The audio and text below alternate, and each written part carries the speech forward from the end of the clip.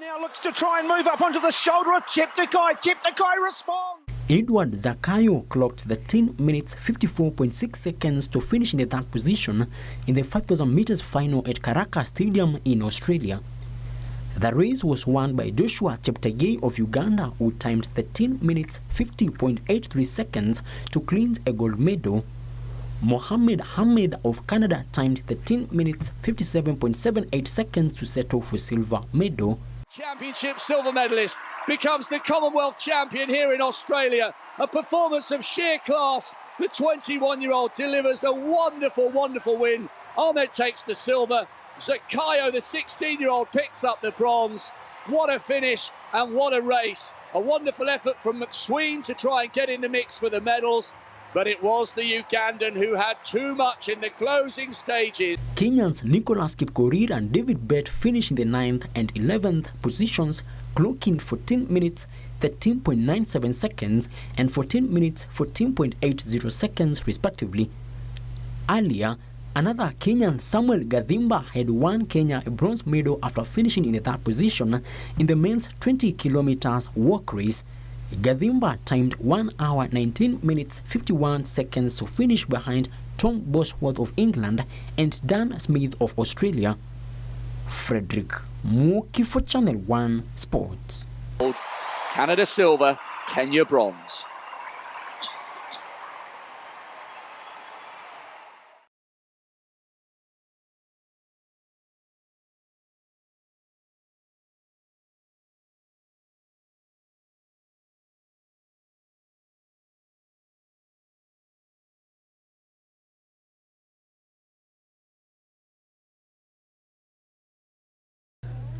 It is only the 2nd month of the logging ban imposed by the national government, and Tana River County government says it is committed to see it enforced. The county, alongside Kilifi, also imposed a ban on charcoal burning last month after both regions were heavily affected by drought from mid last year. But the ban appears to have unsettled some locals who accuse the county administration of failing to provide alternative fuel for domestic uses. But Governor Dado Godana says his administration will not rescind the ban despite the opposition. So sasa makaa endeni mchukue Kilifi mulete. Endeni mchukue Lamu mulete. Chukueni Kitui mulete. Meru mulete. Garissa pia mulete. Sasa hatujamkataza kutumia nini? Makaa. Kile tumekataa ni kuteketeza misitu yetu kwa sababu ya makaa kwa faida wa wengine. Instead, Godana blames powerful cartels behind the charcoal trade for opposing the ban. The governor and county leaders say the region has paid a heavy price for the illegal logging, while outsiders make a kill from the charcoal business. Keka ati umeandikwa kazi na mtu wa Nakuru na mtu wa Machakos umutengenezee makaa, yeye aende kufanya nini? Aende avune kule faida. Wewe utuvunie miti hapa, utuletee janga hapa, kwa sababu mwingine anataka biashara.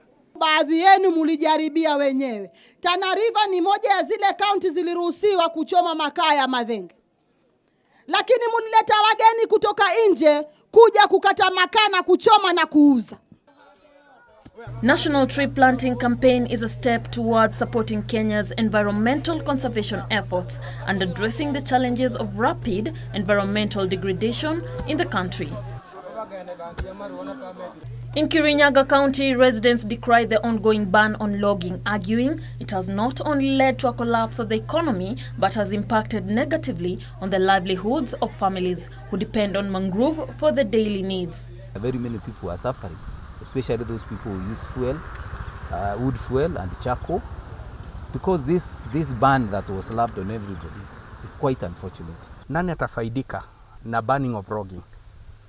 Na kwa kichwa yangu nikaona possibly mtu anaiko ecotourism ndio ananyemelea hiki. Through the Kangaita Forest Conservation Group, they are now appealing to the government to come up with an alternative sustainable solution to addressing environmental degradation. The person who collects firewood from the forest is the same one who is a tea farmer. So the tea farmer or the common mwananchi in Kirinyaga is hit twice. They cannot collect the firewood for their domestic use. They cannot get the benefits of the forest. At the same time, our thick sector is affected. We are going to bear double costs because we are going to use an alternative way of curing tea. According to the 2015 National Forest Policy, the current forest cover in Kenya is 6.99%, which is below the constitutional requirement of 10%.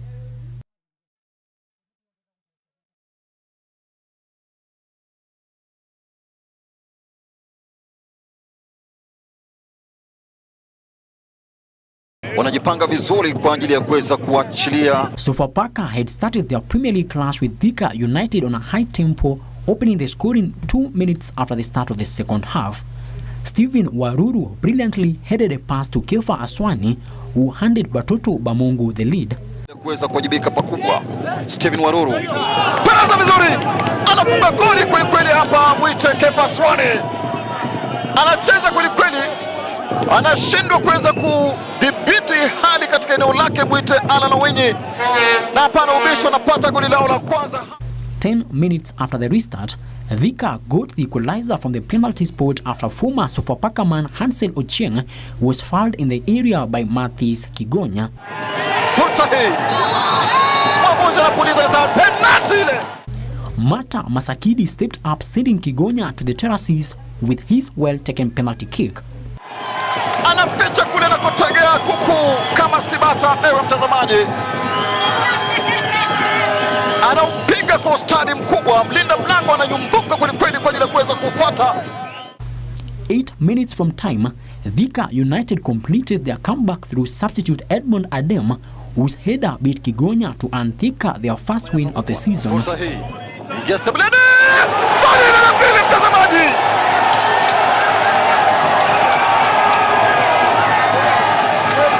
Kigonya anapiga matuta usoni. In other matches, Vihiga United settled for a 1-1 draw with Chemelil Sugar, while Mathare United claimed a 1-0 win over Tusker FC. Bandari beat Ulinzi Stars 1-0, while Sony Sugar settled for a 2-2 draw with Kariobangi Sharks. Frederick Muki for Channel 1 Sports.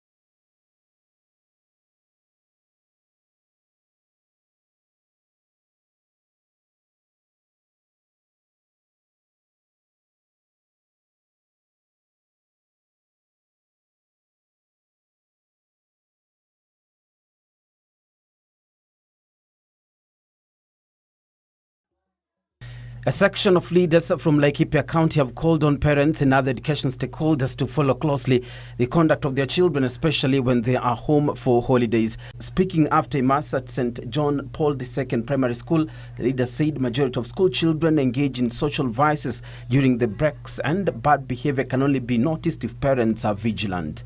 You invest in education as a Kenya, as Laikipia West, as Laikipia County, we are assured of our future. I am the current member of parliament. I will not be member of parliament forever. The next member of parliament is these young girls and boys who are here.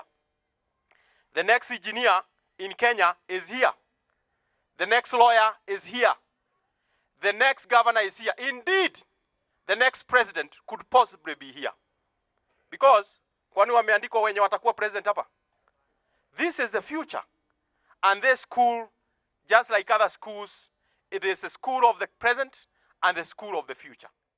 Meanwhile, more than 600 liters of Kangara brew have been impounded in a major crackdown at Norkopir village in Kitengela, Kajiado County. Kitengela Division Assistant County Commissioner Stephen Mavina said the operation will continue until those brewing and consuming illicit liquor are arrested. We are urging members of the public to continue supporting us by providing information so that we get rid of this vice from the society.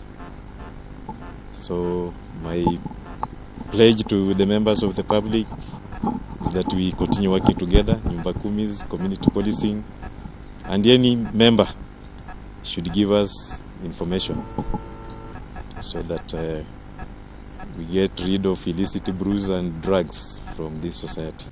And tenants in several residential buildings in Kisii County are staring at a possible disaster after they declined to vacate from the buildings. 9 residential buildings have been earmarked for demolition owing to safety concerns.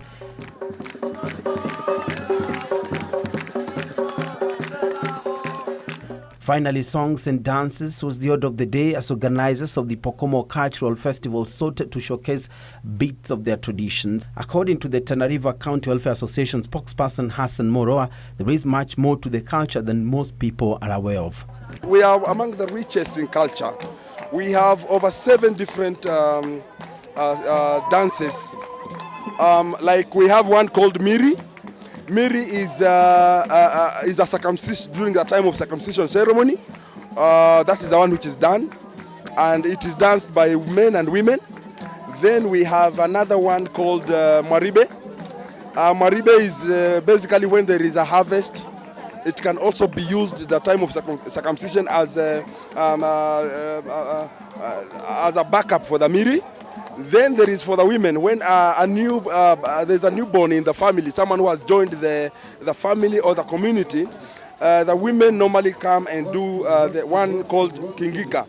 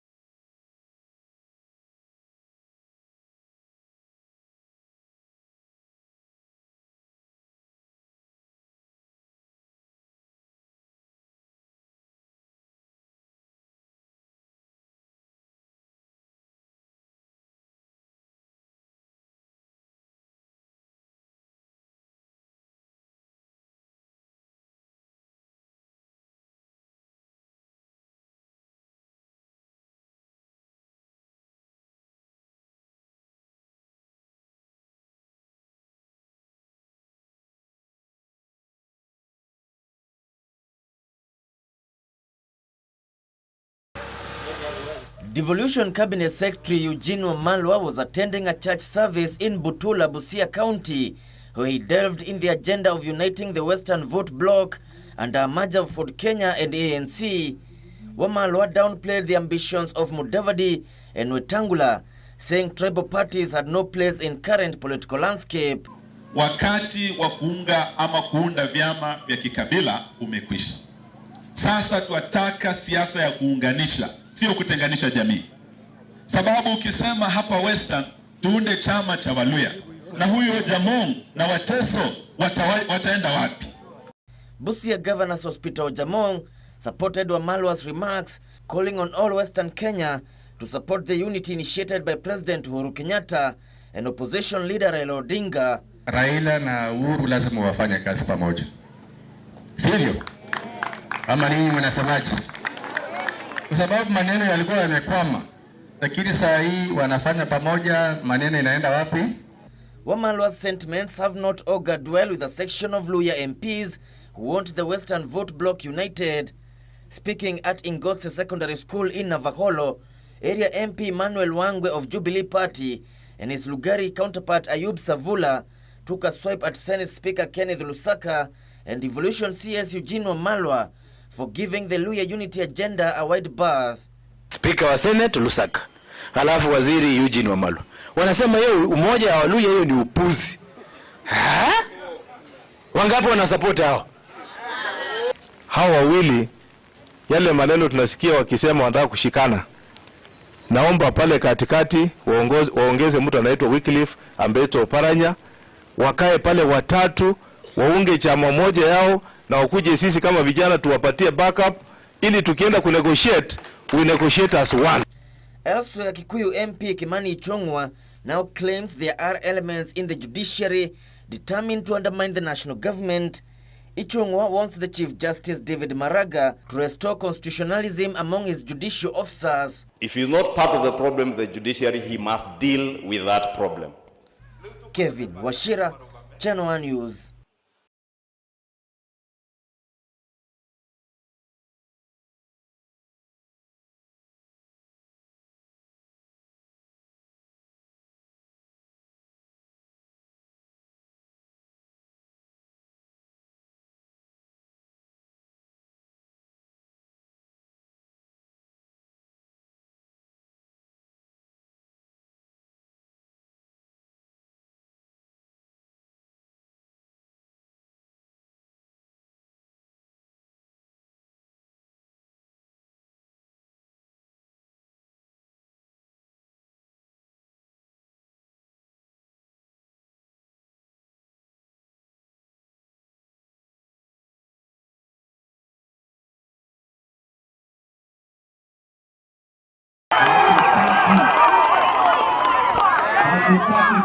During Friday's development tour in Kirinyaga County, a public rally the Deputy President William Ruto attended was disrupted as supporters of Governor Anne Waiguru and County Woman Representative Purity Ngirishi engaged in a shouting match, blaming each other for the confusion that rocked the meeting.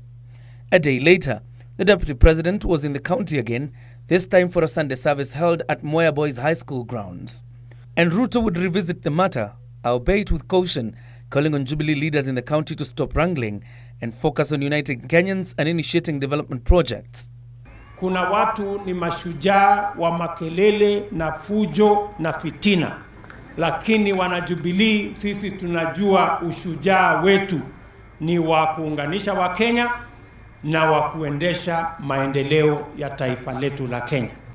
Leaders from the Mount Kenya region backing the Deputy President's call for unity or pledging to back his 2022 presidential bid. Mimi sina vita na mtu. Na watu wa Kirinyaga wanajua hivyo.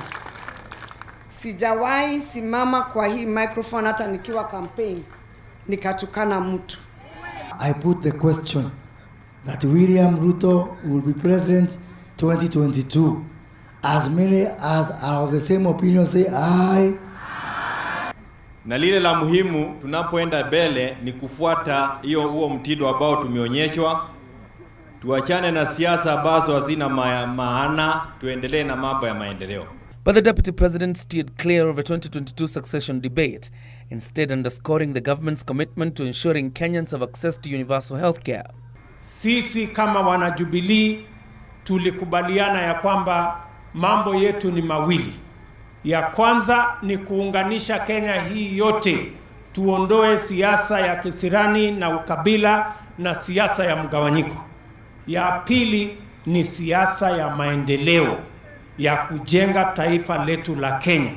Similar calls for focus in development were aired in Nyeri County, where Agriculture Cabinet Secretary Mwangi Kiunjuri called on politicians to cease from engaging in succession politics.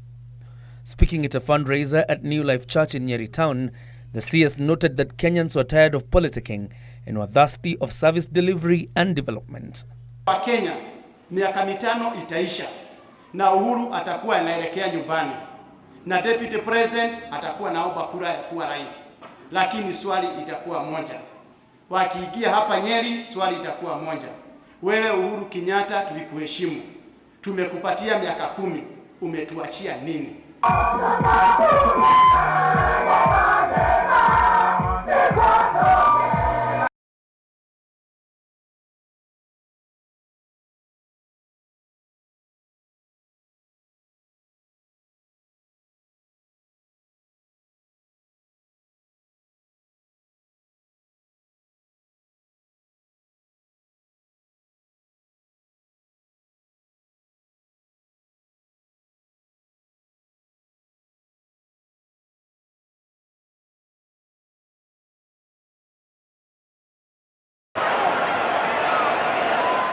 Kenya sought to stop Fiji from lifting their fourth Hong Kong Sevens title but fell short, trailing 17-0 at halftime.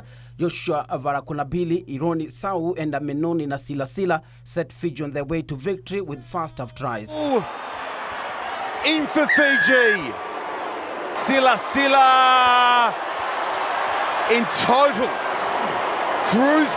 Kenya managed to stage a comeback in the second half with Billy Odhiambo reducing the deficit, scoring Kenya's first try immediately after restart, but Fiji stretched their lead, taking control of the game via Vatemo Navuvo's try.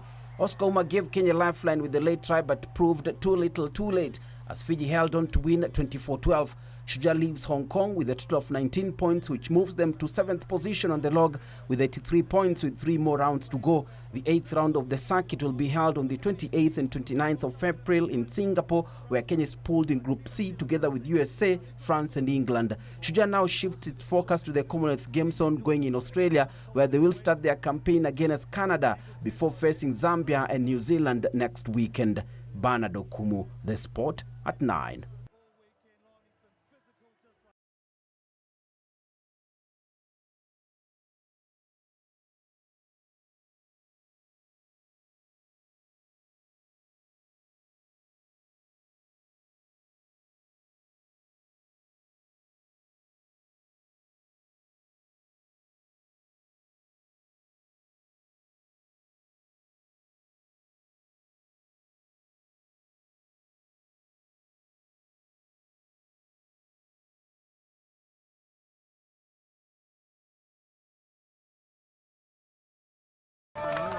Here we have a group of around 10, 15. Yeah, anyone who's on the list of that we have of the top runners should be in. Kenneth Kipkemoi was the proud winner of the 38th edition of the Rotterdam Marathon, clocking 2 hours, 5 minutes and 44 seconds. Making his debut over the 42-kilometer distance, the 33-year-old Kenyan put strong speed on display in the race final stages. Ethiopia's Saber was second in 2 hours, 5 minutes and 50 seconds as his compatriot Kelkile Gezayen wound up third. Abir Akuma just hanging on to third.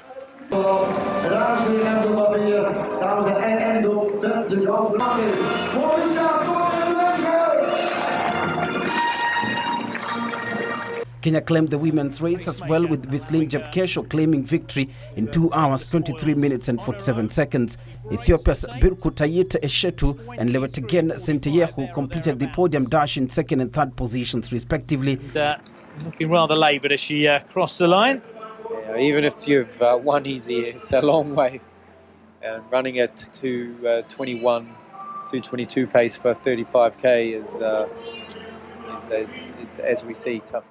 In Paris, Paul Lonyangata became the first men's runner in 28 years to claim back-to-back Paris Marathon titles after he successfully defended his crown, winning in a time of 2 hours, 6 minutes and 25 seconds. The 25-year-old was 15 seconds lower than last year, but nevertheless took the top prize as compatriots Matthew Kisorio and Ernest Ngeno finished second and third respectively to complete a Kenyan 1-2-3 finish. Kenya's Bessie Saina raced to victory in 2 hours, 22 minutes and 56 seconds to win the ladies' title, 3 seconds ahead of compatriot Ruth Chepngetich. Ethiopia's Gulume Chala was third.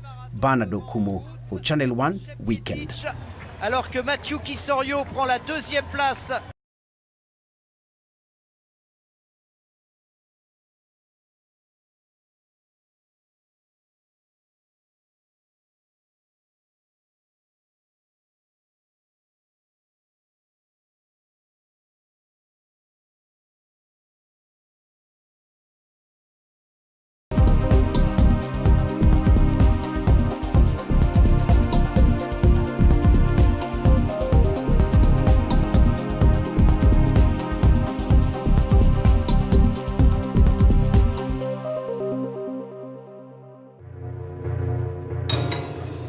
Slavery, human trafficking, sexual exploitation, and forced labor can be traced back to the ancient times. C'est donc un devoir impérieux, guerre. It is a phenomena that took a legal twist in 1949 at a UN convention aimed at suppressing trafficking in persons and exploitation. But it was not until 2003, 51 years later, that countries would adopt the UN protocol against trafficking.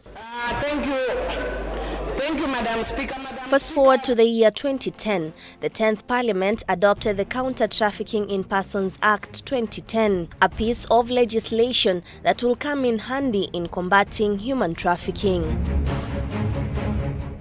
In 2015, the government unearthed a suspected child trafficking syndicate in Mombasa, a region renowned for its beautiful coastline, holiday spots and rich culture. A report on migration in Kenya, a country profile 2015 sanctioned by the Directorate of Immigration, revealed that Mombasa is a source, transit point and destination for human trafficking. Findings that will be backed by an incident that transpired in the coastal town on the 19th of January 2018.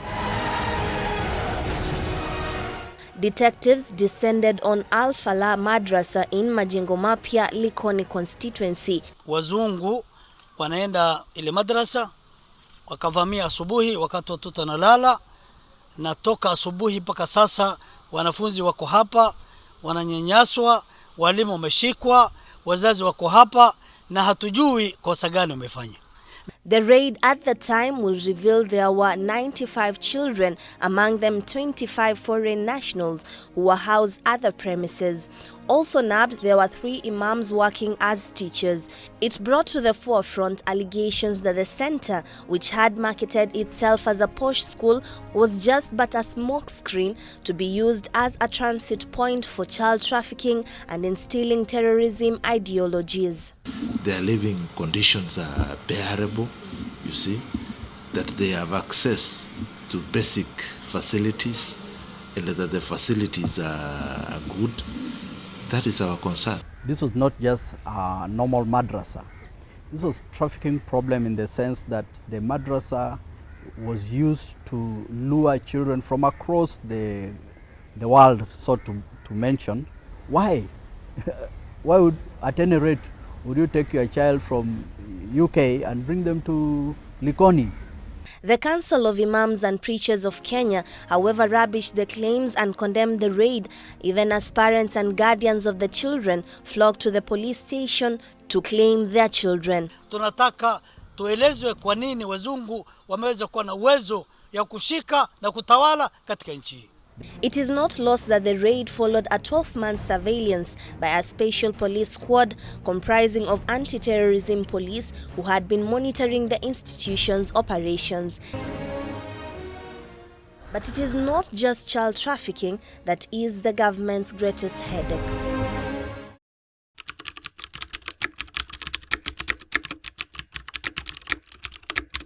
Meet Skitan Njeri. She is a victim of forced labor and a domestic servitude with global statistics from a 2016 report by the United Nations Office on Drugs and Crime, putting such cases of forced labor at 37%. We traced her to her family home in Komarok on the 9th of February this year. Soka kuna kazi yangu mwingine, mtoto wake alikuwa amechukuliwa na agent akapelekwa Saudi Arabia. Kaniambia Skita, ni vizuri uende huko. Nikachukuliwa 2014 tarehe 19 nikaenda Saudi Arabia. Hers is a horrifying tale of a woman who left the country to seek greener pastures, only for the pastures to turn out to be not so green. Nikafanya 1 week, nikaona sitawezana na ule madamu hiyo nyumba. Sababu hiyo madamu ni mtu ambaye anapiga watu na ni mtu ambao wasichana wamefanya hapo kazi, wametoroka mambo mengi. Nikamaliza 2 weeks nikapigiwa na ofisi.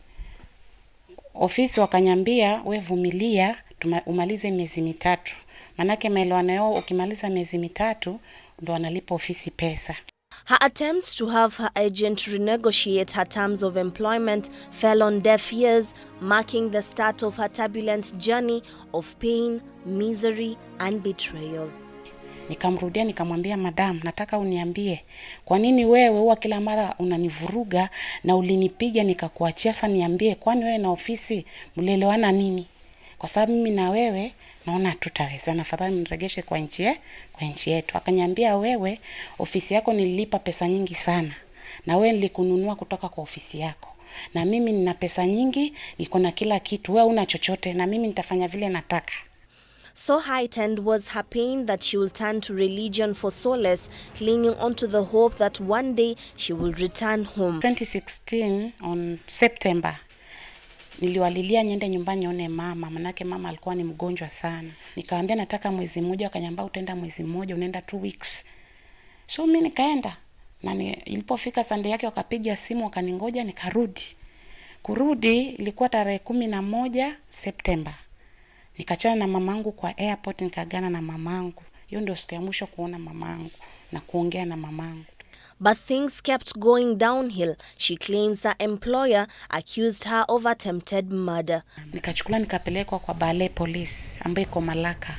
Na kwa hiyo police kapelekwa kwa lockup. Kulikuja lawyer. Huyo lawyer sijui ametoka wapi. Alikaa kando na mimi, akaanza tu kuongea kidogo tu, kuniambia si tumekuja kwa sababu yako, tunakuja kuuliza maswali.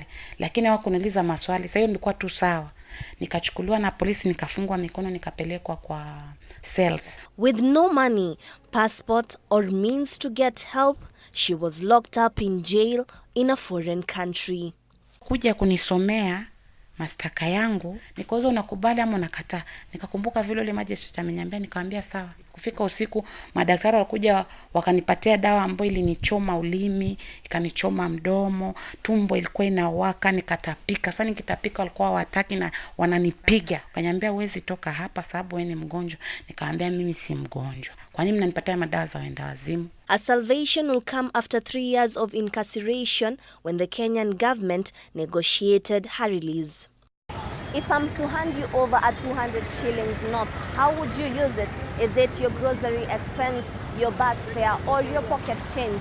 Well, this is the cost of an eroding society. It is 6 p.m. and the sun is just about to set in the informal settlement in Bombolulu Nyali constituency. Meet Mariam, not her real name. She was afraid to appear on camera for fear of reprisal from the ruthless and unforgiving gang that controls the streets. Mariam is in the company of her younger sibling. She too is trapped in the world of commercial sex work.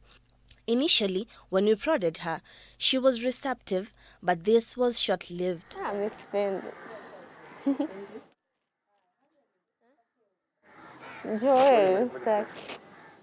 Her sister Husna, not her real name, either opts to share with us their story. Nilianza toka niko shule, mambo ya shida nyumbani. Mtu iweza kupata kama uko nyumbani umekaa, alafu mtu akwambia na utakaa hivyo, utakaa mpaka lini?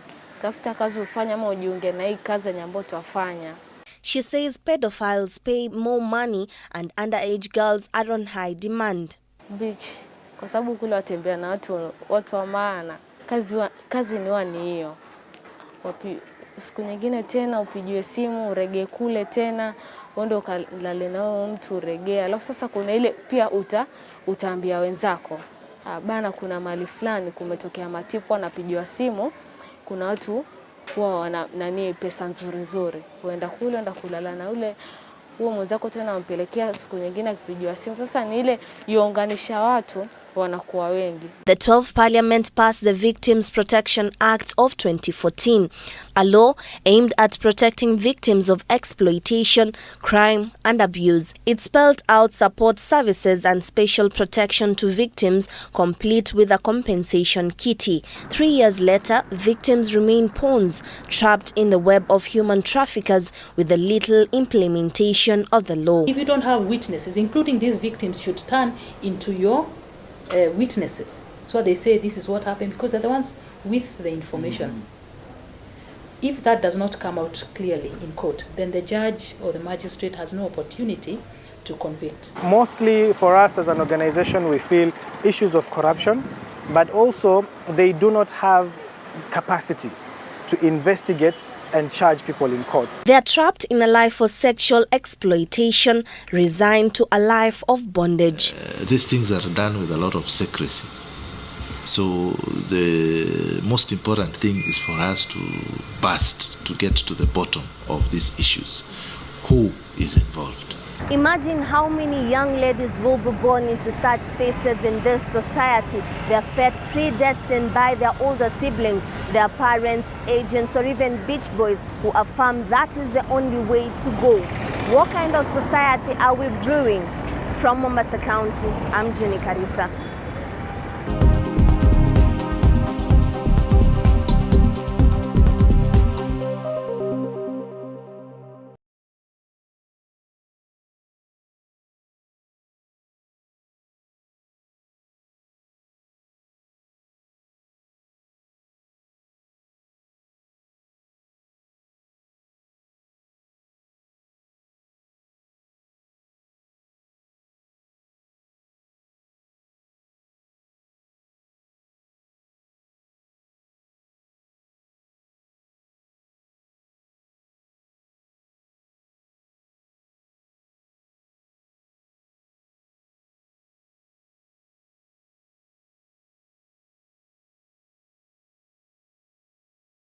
Kwa nini tuko na watoto wengi sana Nairobi ambao ni Wakikuyu, ambao ni street children? It's because we are pretentious. We give birth to these children and we don't want to own up to them. So for me, I'm saying, kama wewe ni mwanaume Mkikuyu na unaweza kuweka bibi 5, weka.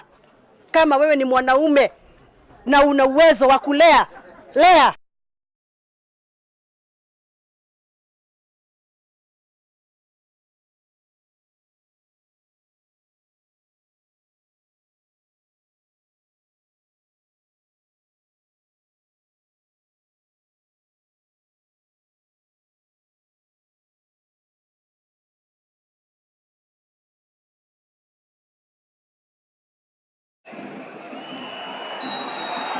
Tuyisenge scored the 78th minute penalty after SuperSport United's defender was adjudged to have handled in the box.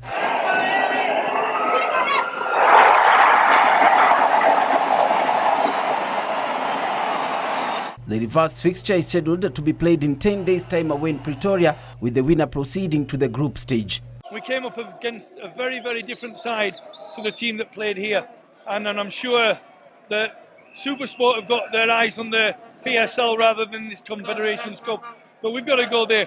And just the players have just got to believe in me when I keep telling them how good they are. They're a good team, they're good individuals, and today the team spirit and the teamwork was fantastic. Yeah, well, I think we played well as a team. Tactically, I think we were better than them. We knew they always want to play, long balls behind the defense, so our distances were very good. We kept the shape very well. And we created, better chances than them. And I'm not so sure about the penalty, probably a home decision. I think we had also a penalty shout at the death there. But the referee never gave us a chance, especially with the 50-50.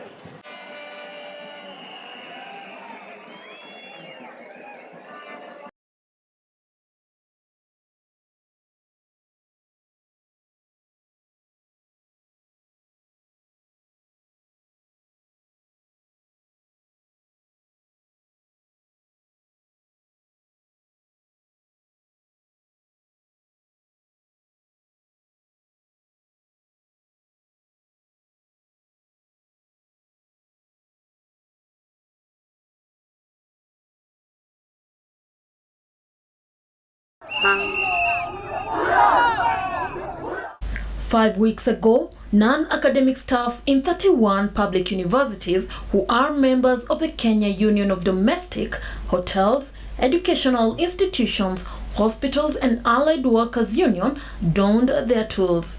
This was after the negotiations with the Interpublic University Council Consultative Forum and the Federation of Kenya Employers over their unimplemented collective bargaining agreement aborted on the 27th February 2018.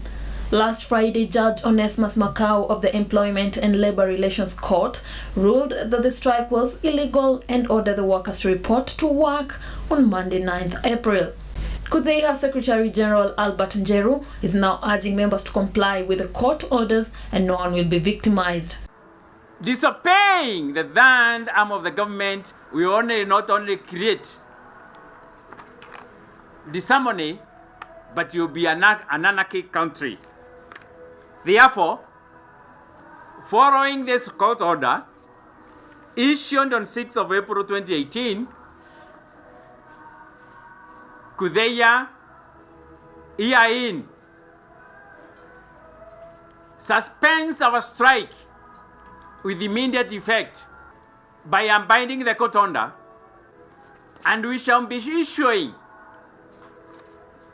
further communications to our members as we embark on duty with effective on Monday.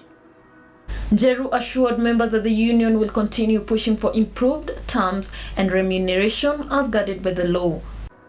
But here, as Kenyans, law-abiding citizens of Kenya, and as workers who know about social dialogue, protection of social dialogue, protection of our jobs, protection of what is supposed to be done in this country, Judicial Service Commission, or judicially, is the third arm of the government. Striking lecturers who filed an appeal against court orders requiring them to resume work will now know their fate on Monday.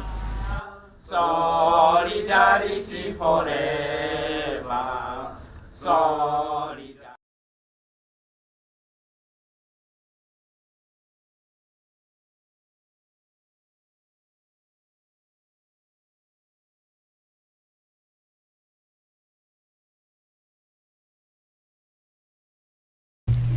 Public uproar has greeted the state of affairs at public universities. Ever since March 1st, normal business has stalled in 31 institutions of higher learning after academic and non-academic staff down their tools. To comprehend the actual situation in the universities, I sought audience with the Vice Chancellor of University of Nairobi, Professor Peter Mbithi. Universities are there to provide manpower. So of course we cannot graduate students who have not gone through the tuition. Yes, that has a big impact on our economy. Then Kenyan competitiveness. You know, the global competitiveness of Kenya is actually based on its human capital. So we start losing out on that also. We have done very well in the past. Technical operations, which form the backbone of these institutions, have not been spared either. We have networks. We have our research collaborators. We are not able now to work with them well, so we lose out.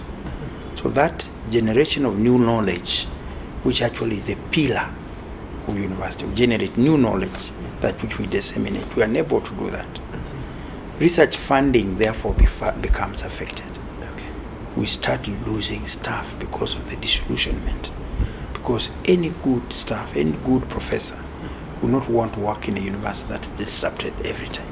Professor Mbithi's greatest regret is that students are the ultimate casualties in the ongoing tug of war between the government and the trade unions. University operates through meeting certain standards.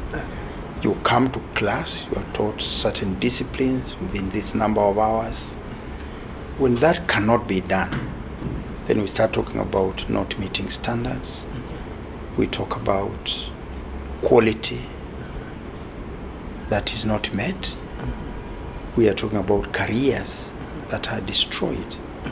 We are talking about students, Kenyans, whose careers are destroyed. The soft-spoken Vice-Chancellor is adamant the country finds itself on the edge due to insincerity during negotiations. The university councils have come out to engage the unions, but it looks like when it comes to the negotiating table, certain things take precedence. And people tend to go to the negotiating table with a plan to go on strike. But at the heart of the matter is remuneration of staff in universities. What university staff have achieved through their unions has been great, because prior to that, the pay for the university staff was indeed not very good at all. But over the years, since 2004, there has been progressive improvement of the terms and conditions of service of the staff. But the staff feel that this is not good enough. His sentiments resonate well with those of Interpublic Universities Council's Consultative Forum. That the public universities are yet to totally recover from the 2017 industrial actions that greatly affected the learning. Noting that IPCC have dealt with and successfully concluded issues related to universities' staff salaries of the 2013-2017 CBA. I think in this particular instance, there was haste. The CBA in question begins 2017-18 through 2021. So we actually not even completed the first year of that CBA. The IPU-CCF, which is mandated to deal with matters of employment of workers in institutions of higher learning, says the government has done well over the years in addressing lecturers' concerns. IPCCF is deeply concerned that these developments, when there has been all indications that there is goodwill from IPCCF and key government stakeholders to address the matters in the collective bargaining agreement, that is CBA, 2017-2021, to ensure successful conclusion. The fact that the matter is in court means stakeholders are still at a crossroads and a resolution is needed to avert a deeper crisis. I know of certain countries where you have unions, they negotiate their terms of service, but the option of going on strike, withdrawing labor, does not exist. They go for arbitration. Whatever the arbiter says, the parties will comply. In those countries, you don't find disruption of academic calendars like we're having now. No one can deny that the state of affairs in public universities is extremely perilous. But university administrations insist that the only way out of the present predicament is for the unions to call off the strike and resume negotiations into their demands. Eric Biegon, Channel 1, Nairobi.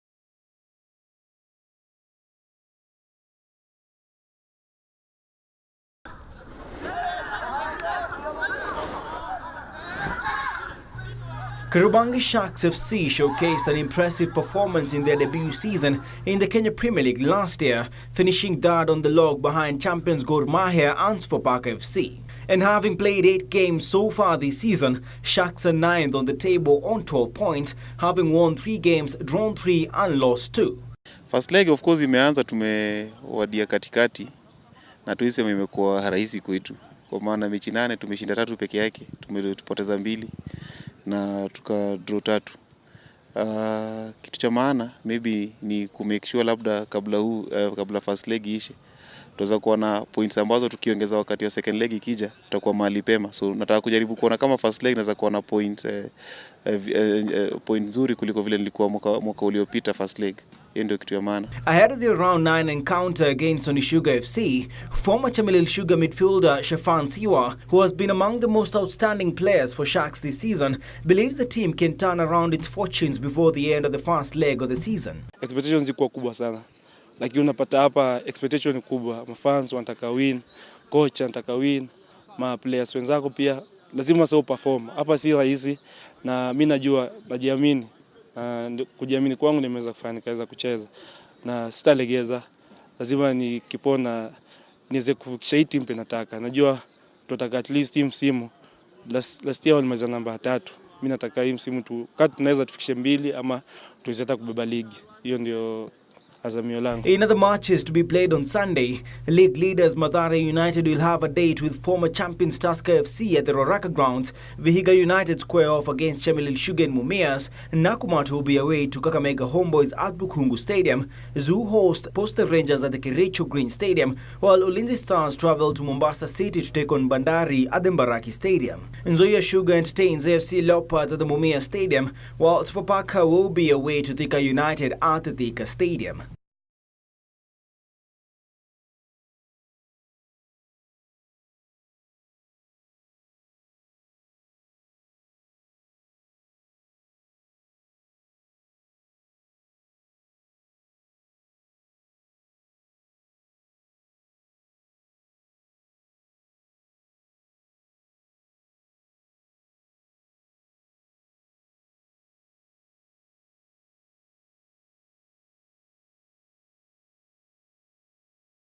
On Friday, the Employment and Labour Relations Court ruled that the ongoing lecturer strike was illegal and that the Don should return to the lecture halls come Monday. This order has been well received by the Interpublic Universities Council's Consultative Forum, who says that the court order must be honoured. The members of WASU continue to defy the court orders to call off the strike and resume work. That by failing to comply with the court orders, public universities have not been able to proceed with normal operations. 3, that the other unions, KUSU and KUDEHIA, have joined the strike and also called their members into industrial action. The council's chairman, Professor Paul Kanyari, said the ongoing strike has negatively impacted the public universities, urging unions to call off the industrial action to provide a conducive environment for consultations and negotiations with stakeholders. The unions should immediately call off the industrial action to provide a conducive environment that will allow for more time for consultations and negotiations by all stakeholders to ensure the finalization of 2017-2021 CBA. But the University Academic Staff Union WASU maintains lecturers will continue the strike, having filed an appeal under Certificate of Urgency, which will be heard on the same Monday, 9th April, that Justice Onesmus Makau ordered them to report back to work. Meanwhile, the Ministry of Education and Public Universities have 60 days within which to serve and file their counter-proposal on the demands by the lecturers.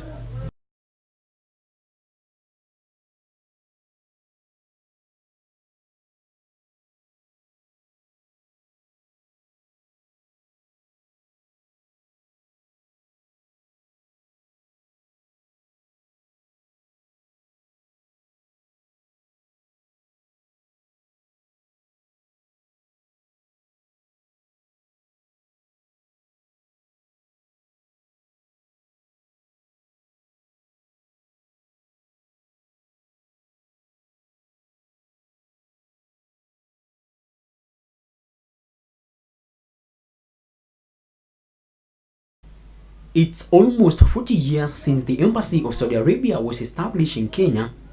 These cordial relations are set to be strengthened further with the young generation targeted as beneficiaries.